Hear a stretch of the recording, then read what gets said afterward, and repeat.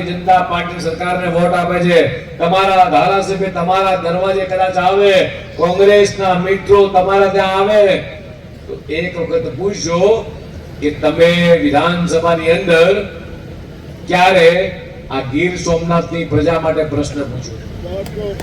તમારા ધારાસભ્યને પૂછજો, અથવા તમે કદાચ આવો, રાજેશભાઈને કહું છું, ભગાભાઈને કહું છું, તમને વિધાનસભામાં લેતા આવે, તમારા ધારાસભ્ય પેલી મૂંગી માં બેહે એમ વિધાનસભામાં આગળની બેંચમાં બેઠા હોય, એક હરફ શબ્દ આખા વિધાનસભાના સત્ર શિવાદિર દરમિયાન એક શબ્દ પુકારતા નથી કે મારી ગીર સોમનાથની મારી આ વિધાનસભામાં આ વસ્તુની જરૂર છે, આ પ્રશ્ન ઉઠાવતા હોય તો આપણા સાંસદ, આ ધારાસભ્યો અને આ જિલ્લાના પ્રમુખ પત્ર લખે માન્ય મુખ્યમંત્રીશ્રીને કે મારા ગીર સોમનાથના ગામડાઓમાં પ્રશ્ન છે, એની દેખરેખ રાખવાનું કામ, રોડ જેટલા પણ મંજૂર થાય છે, આ રોડ તમારા ધારાસભ્ય ક્યારેય માંગતા નથી. અમારા જિલ્લા પ્રમુખ હોય કે સાંસદ સભ્ય હોય કે ધારાસભ્ય હોય કે આ વિસ્તારની ચિંતા કરે છે. મિત્રો, કોંગ્રેસના મિત્રોને ખાલી પૂછજો તમે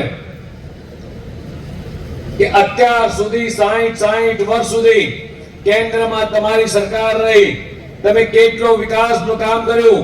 આ ભારતીય જનતા પાર્ટીની નેમ રહી છે કે જ્યાં માનવી ત્યાં સુવિધાનું મંત્ર હોય. અહીંયા મારી માતાઓ બહેનો બેઠી છે, મારે એમને પૂછવું છે. અહીંયા ખેડૂતો બેઠા છે, મારે પૂછવું છે કે તમારા એક વોટની તાકાત કેટલી મોટી છે.